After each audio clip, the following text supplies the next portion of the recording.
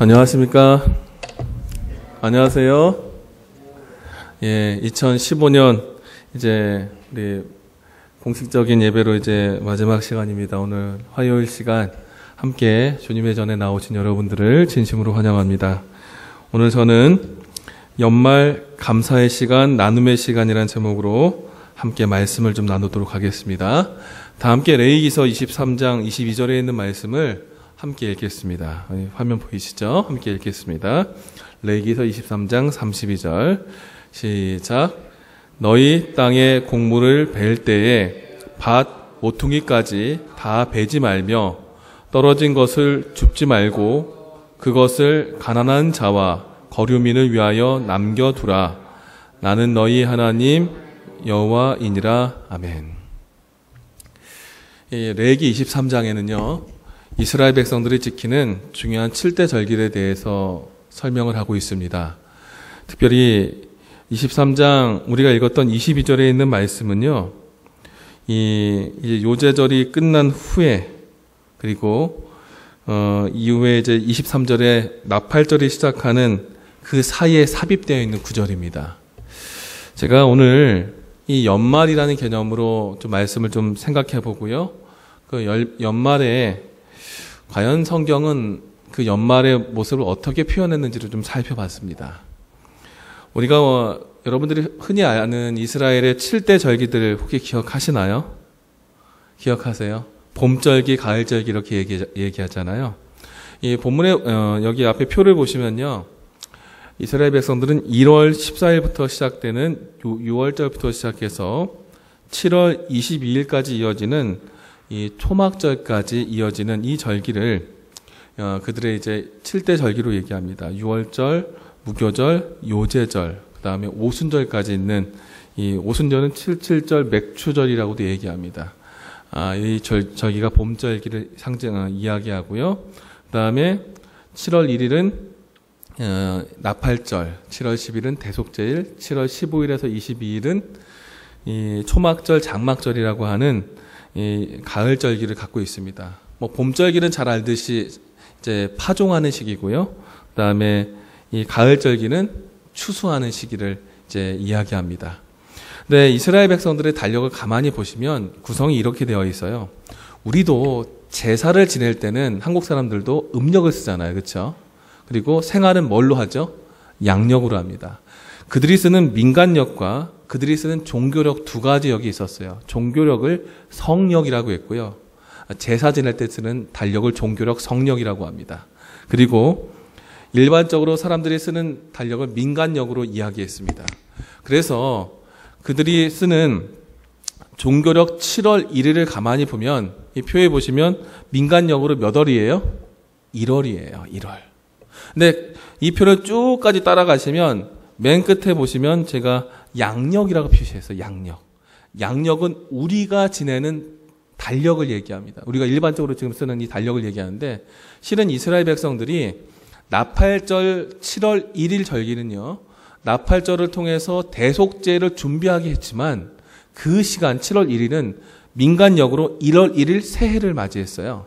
근데 그 새해는 우리가 생각하는 이런 추운 날이 아니라 지금의 달력으로 보니까 언제쯤이에요? 9월, 10월에 추수하는 절기였어요. 이 시간의 개념이 조금 이해가 되십니까? 그러니까 이스라엘 백성들이 생각하는 성경에 나오는 연말은요. 추수하고 수확이 풍성한 시기가 언제였어요? 연말이었어요. 우리가 말하는 10월달, 9월달 그쯤이었고요. 그리고 그들은 1월 1일을 시작할 때 나팔절 절기를 통해서 대속제일의 준비와 그들의 삶에 다시 하나님 앞에 내 자신을 세우는 헌신으로 시작했습니다. 그런데 그것을 시작하기 위한 그 연말의 모습이 오늘 읽었던 레위기서 23장 22절에 있는 말씀처럼 추수와 더불어서 내가 추수와 그것을 어떻게 나누느냐에 대한 모습으로 그들의 연말을 설명하고 있습니다. 그래서 이스라엘 백성들이 맞이했던 이 성경의 연말은요. 우리가 생각하는 이런 추운 때가 아니지요. 언제였어요? 그러면 이제 추수하는 시간이었고 그 수확을 나누는 시기와 맞물려 있었습니다. 즉 이 시기는 수확기였고 이스라엘 백성들이 무엇인가 누군가에게 드려지는 그 시간으로 연말을 보냈다는 것이었어요. 우리가 잘 알듯이 이스라엘 백성들은요, 그들이 수확을 얻거나 또 소산을 얻었을 때 그것을 누구에게 먼저 드리죠? 하나님께 먼저 드립니다. 출애굽기 34장 26절에도 토지의 소산에 처음 익은 것을 하나님 여호와의 전에 드리겠다라는 말씀이 있어요. 그리고 신명기에도 보시면 토지 소산에 대한 것을 하나님께 드리겠다는 그 말씀이 있어요.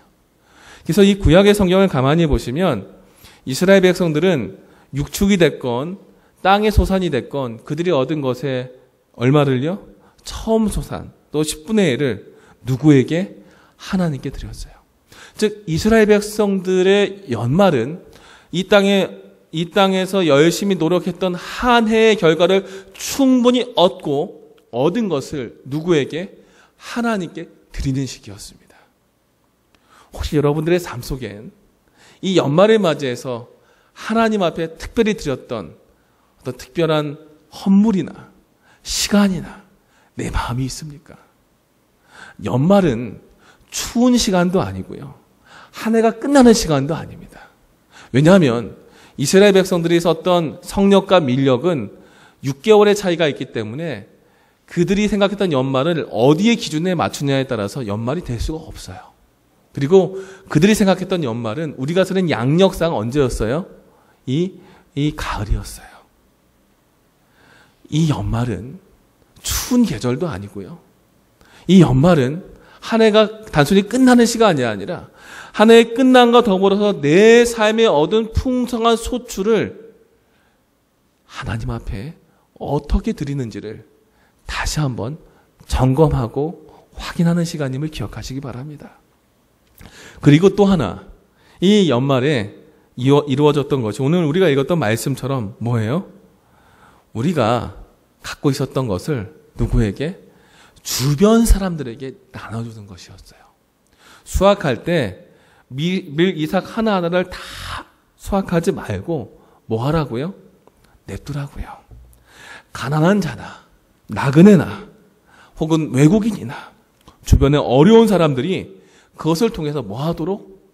그들의 배를 채우고 그들의 삶 속에 소출이 없어서 하나님을 원망할 수밖에 없는 상황 속에서 그들의 노력과 전혀 상관없이 생겼던 이 땅의 소산을 가지고 하나님께 대한 감사함을 드리도록 너희가 하나님 앞에 그 감사함을 보여줄 수 있는 그런 사람이 되도록 좀 듬성듬성 수확하고 남는 것을 나눠주라는 것이었어요.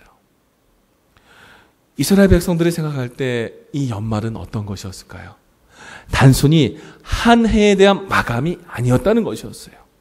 그들의 삶 속에 한 해 동안 내가 무엇을 수확할 것이며 얼마만큼 수확할 것이고 얼마의 것을 하나님께 드리고 얼마의 것을 사람들 앞에 나눌 것인지를 그들 스스로 뭐 하는 때였어요?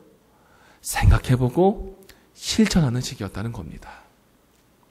사랑하는 성도 여러분, 여러분들의 한 해 동안의 삶 속에 하나님 앞에 내가 영적으로 이렇게 하겠습니다.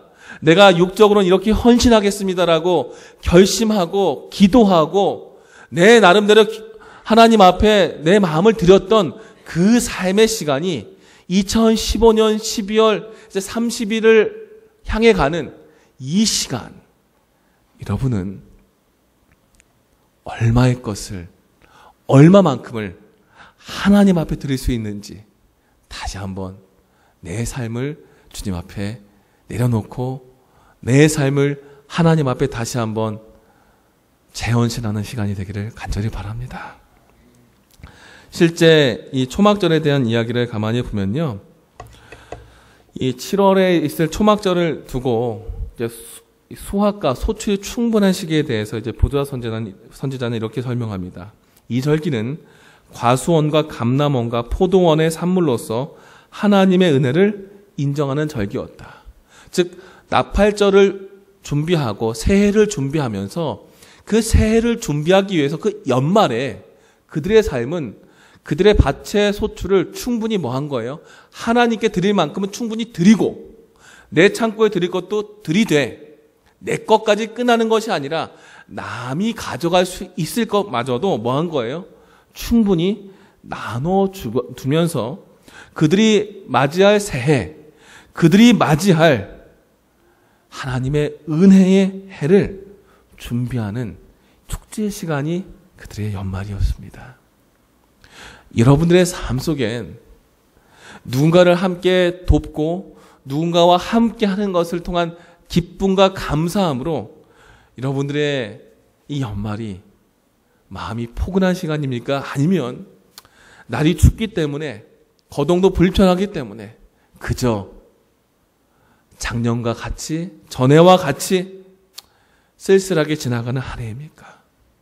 하나님께서는 한 해의 마무리와 한 해의 시작을 위해서 새로운 한 해를 바라보고 축제의 한 해를 준비하기 위해서 지금의 이 한 해를 풍성한 소출과 더불어서 하나님과 이웃과 함께 공유할 수 있는 시간으로 그 삶을 나누게 만드셨다는 것입니다.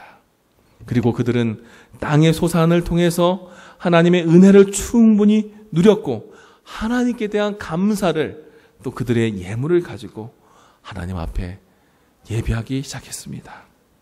그리고 이 절기 자체가 나팔절이라는 그 절기, 새해라는 그 절기 자체가 그들에게 아주 기뻐하는 시간이 되어야 했기 때문에 그들은 그 기뻐하는 시간 이후에 대속제의를 통해서 속죄함을 받고 회개하는 시간이 있기 때문에 그 기뻐하는 시간을 위해서 마지막 내 소산을 함께 나누고 그 기쁨을 배가시키기 위해서 남들과 함께 그 삶을 나누는 그들의 연말을 준비하겠다는 것이에요.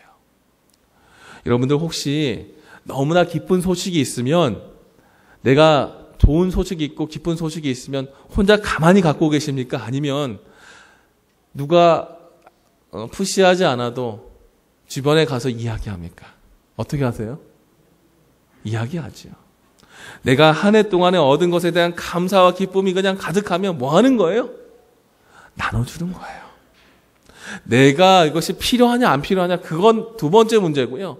내 마음이 감사하고 내 마음이 충분하면 나눌 수 있는 거예요.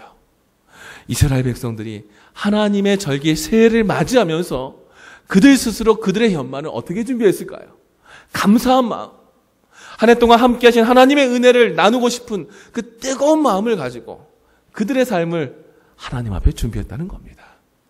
우리는 어떻게 준비해야 될까요?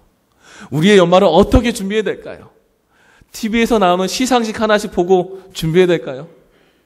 아니면 남들이 매년마다 가는 송년회 쫓아다니면서 그저 흥청망청 그 시간을 보내는데 우리의 삶을 써야 할까요?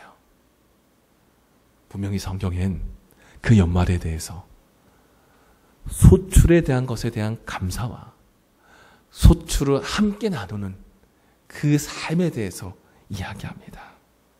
그리고 그들은 그 시간을 이제 앞으로 새로운 새해에 다시 한번 새롭게 새해에 당할 수고로움을 다시 한번 생각하면서 하나님께 그 모든 걸 맡기고 그리고 그들 스스로 새해에 가족들끼리만 얻을 수 있는 이 절기에서 이제 함께 어우러질 수 있는 절기로 준비하며 그 은혜를 함께 하나님 앞에 드리면서 앞으로 이어질 어디까지? 나팔절 다음에 대속절 그 후에 있을 초막절까지도 함께 하나님 앞에 그 삶을 드리기 위해서 준비하겠다는 것입니다. 사랑하는 성도 여러분, 연말은 한 해를 끝나는 시간이 아니라 새로운 시작을 위한 마무리와 더불어 그 준비를 하는 시기임을 기억하시기 바랍니다. 여기서 우리의 해가 끝날 것을 흥청망청 보내거나 끝날 것에 대한 것으로 그 시점이 멈춰 있으면 새로운 시간은 우리에게 다가오지 않습니다. 이스라엘 백성들도 그들의 연말에 대해서 성경이 그렇게 기록하지 않아요. 별로 없어요. 하지만 그들의 새해를 바라보는 관점과 그 새해를 바라보기 위해서 그들이 어떤 삶을 준비했는지에 대해서 성경에 조금 나와 있는데 그것이 바로 무엇이에요? 나눔입니다. 그런데 우리가 잘 아는 게 있습니다. 이 나눔에 대해서 생각할 때 이스라엘 백성들이 얘기하는 가을절기는요, 흔히 이 성경을 이렇게 연구하다 보면 봄절기는 예수님의 초림을 상징합니다.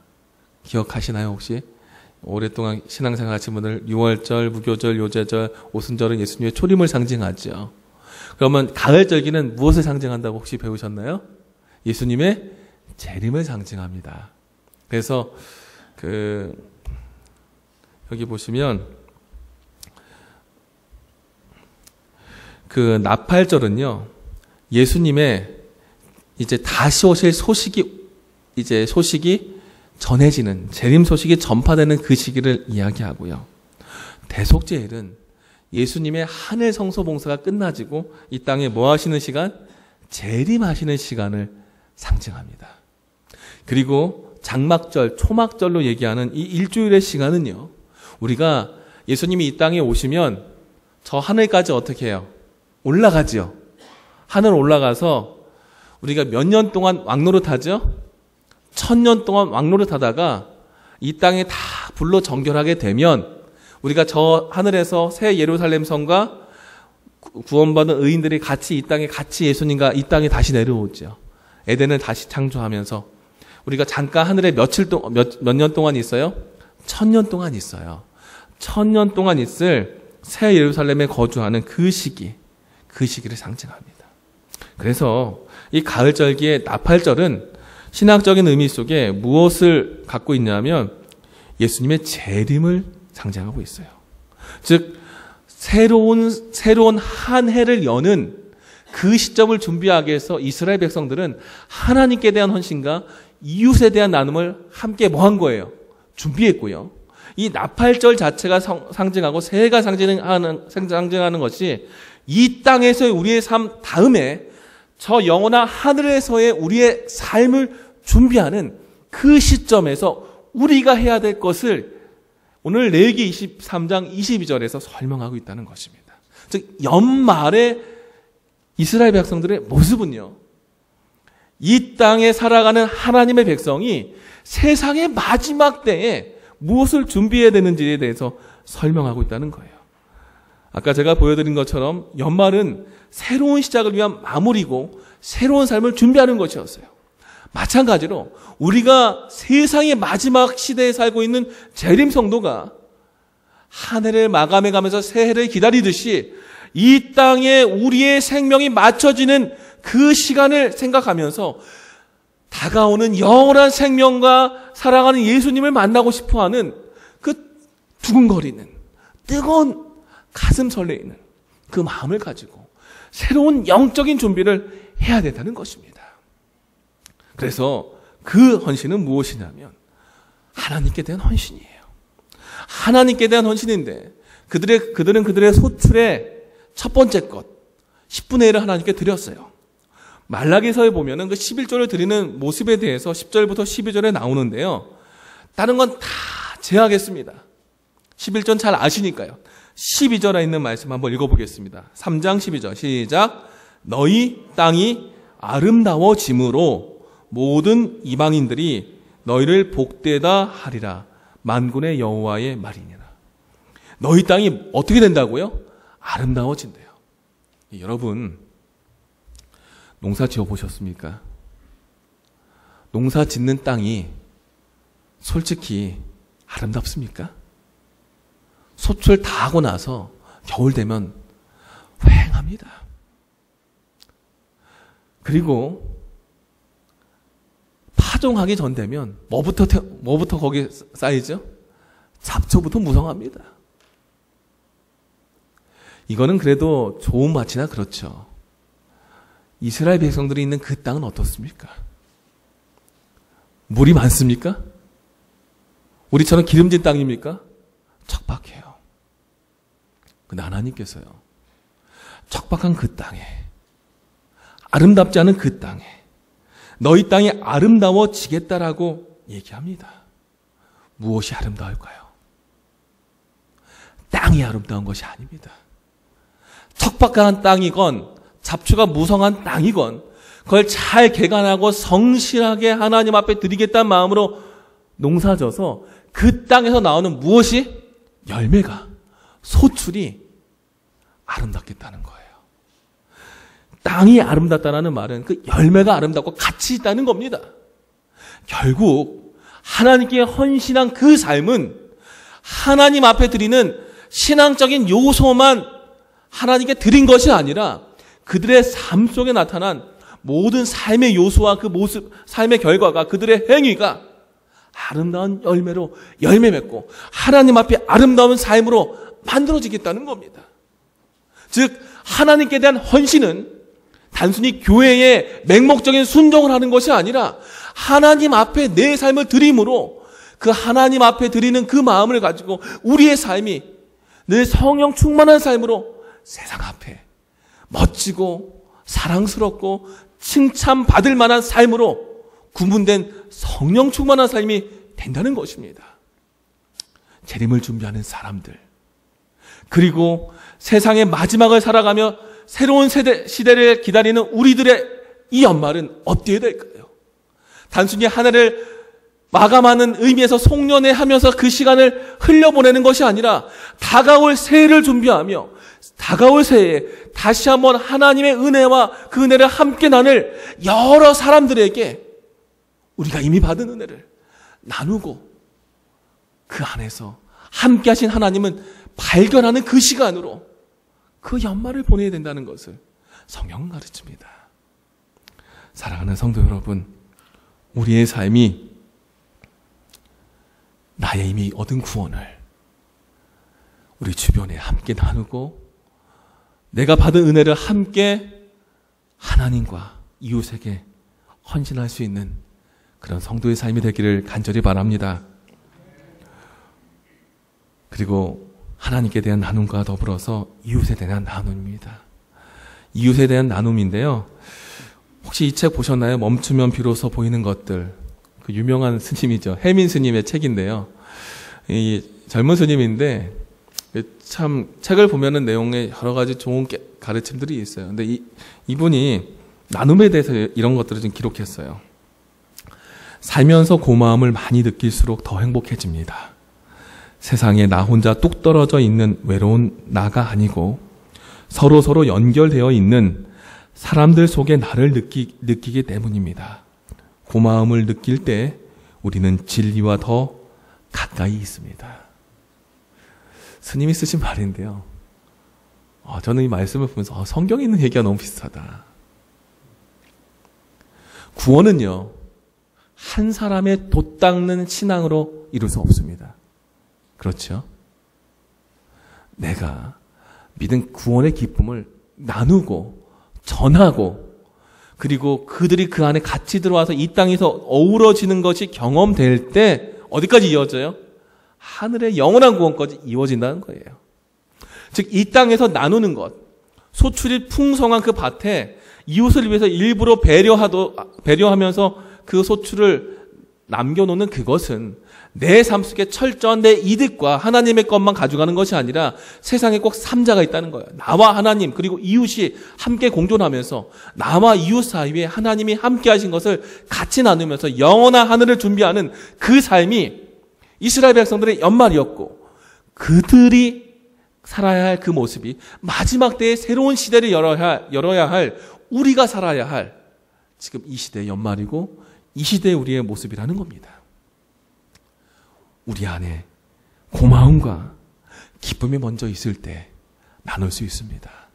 소출이 많아서 더 많은 걸 나눌 수 없습니다. 왜냐하면 사람은요, 이 더 많은 재물을 보면 볼수록 더 많이 갖고 싶어요. 재물이 많고 적고보다 그것에 대한 감사함과 그것을 가지고 기뻐할 여러 영혼들, 사람들을 생각하면서 그 마음이 풍성할 때, 그 마음이 서로를 향해서 사랑을 할 때 나눌 수 있는 거예요. 즉, 새해를 여는 이스라엘 백성들의 삶의 모습 속에 새 시대 영원한 하늘에 함께 가야 할 우리가 이 시대에 어떻게 살아야 할지를 가르치고 있다는 것입니다. 연말을 통해서 우리는 하늘 가기 위한 진정한 나눔과 이 땅에 정리할 시간을 가졌으면 좋겠습니다. 마태복음 24장과 누가복음 12장에는요. 마지막 때 하나님의 백성들의 모습에 대해서, 재림 때의 모습에 대해서 설명하고 있는데요. 여기 마태복음 24장 45절과 누가복음 12장 42절에 이런 말씀이 있어요. 한번 같이 읽어보겠습니다. 시작. 충성되고 지혜 있는 종이 되어 주인에게 그 집 사람들을 맡아 때를 따라 양식을 나눠줄 자가 누구냐. 누가복음 12장 42절 같이 읽겠습니다. 시작. 주께서 이르시되 지혜 있고 진실한 청지기가 되어 주인에게 그 집 종들을 맡아 때를 따라 양식을 나눠줄 자가 누구냐. 두 말씀이 같은 말씀입니다. 그런데 마태복음에는 지혜 있는 종이 되어서 양식을 나눠주라고 했고요. 누가복음에는 좀 더 구체적으로 썼어요. 지혜 있고 진실한 무엇요? 청지기. 청지기가 무엇입니까? 청지기는 쉽게 말하면 뭐예요? 영어로는 스튜어드라고 하는데요. 지배인이에요, 지배인. 내 소유는 아닌데 내가 마음대로 쓸 수는 있어요. 하지만 그것에 대한 책임은 누가 물어요? 주인이 물어요. 모든 것을 갖고는 있고 권한은 있지만 거기에 대한 책임은 누가 물어요? 주인이 그 소유권을 묻겠다는 거예요. 즉 우리가 이 마지막 때를 살아가고 새로운 시대를 준비해야 할 우리의 모습에 대해서 지혜롭고 진실한 마음을 갖고 있는 청지기가 되어서 영혼을 사랑하고 다시 만날 예수님을 기다리며 함께 그 은혜를 나눌 수 있는 사람들을 찾아다니면서 그들에게 양식을 나눠줄. 레위기 23장 22절에 있는 말씀처럼 너희가 추수할 때에 다 베지 말고 거류민이나 가난한 자들을 위해서 뭐 하라고요? 남겨놓으라고요. 그들의 양식을 준비하도록 그들에게 주라는 것입니다.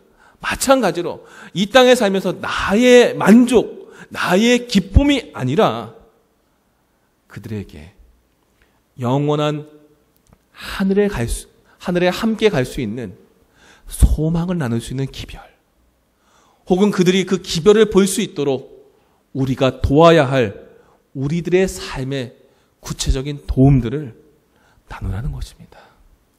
세상의 마지막에 종교적인 타락, 도덕적인 타락, 처처의 기근과 홍수, 자연재해들, 전쟁과 여러 가지 소문들 때문에 어수선한 그 상황에서 자신들이 예수라고 말하는 가짜 예수가 많은 그 세상이 마지막 때라고 예수님은 제자들에게 마태복음 24장을 통해서 이렇게 설명하셨어요. 근데 그 가운데에서 진짜 예수의 말씀과 예수의 삶을 나누는 준비된 사람으로 우리가 마지막 때에 하나님의 성령에 감동된 사람으로 하나님의 성령으로 말하고 생각하고 전하는 삶을 살고 있는 사람이 되기를 원하신다는 것입니다. 오늘 마태복음 24장 45절에 있는 말씀은 44절과 46절을 볼 때 이렇게 기록됩니다. 결국 나누는 삶. 오늘 레위기서 23장 22절에 있는 말씀도요. 새해를 앞둔 그 앞에 한 절이 뭐였냐면 다른 얘기 하나도 없었어요. 그들이 갖고 있는 소출을 나누라는 것이었어요. 어려운 사람들, 무엇이 자신의 은혜를 모르는 사람들이 그 은혜를 느낄 수 있도록 나누라는 것이었어요. 그런데 이 24장 44절로 46절을 보니까 그렇게 양식을 나눠주는 삶이 무엇이냐면 24장 44절에 준비하고 있으라고 얘기하잖아요. 그렇죠? 그리고 46절을 보세요. 주인이 올 때, 이 말은 뭐예요? 주인이 올 때 진짜 준비하는 것이 무엇이냐? 뭐예요?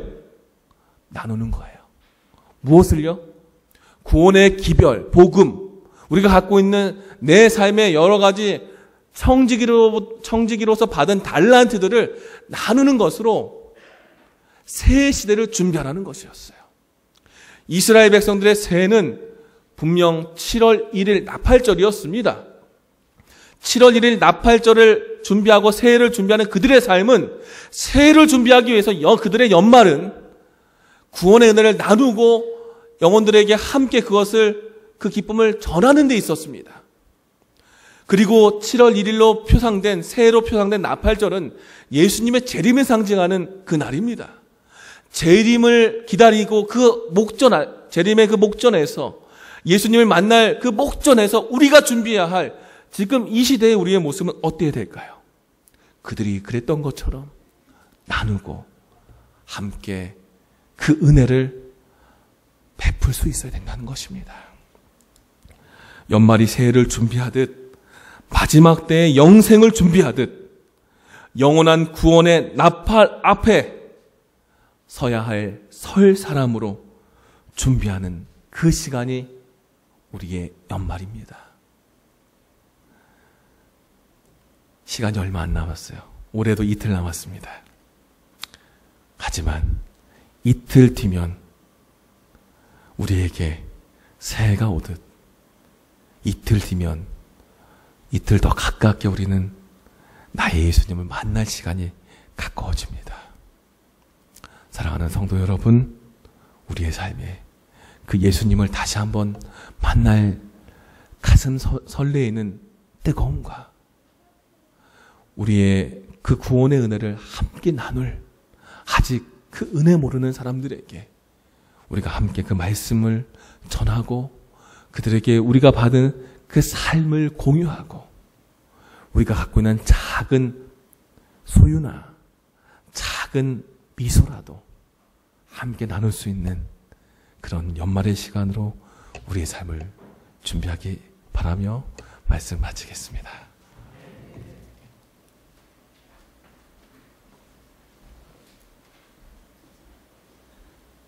귀한 말씀 생각하시면서 일어나셔서 587장 찬양하신 후에 목사님 기도로 예배를 필요하도록 하겠습니다. 587장입니다.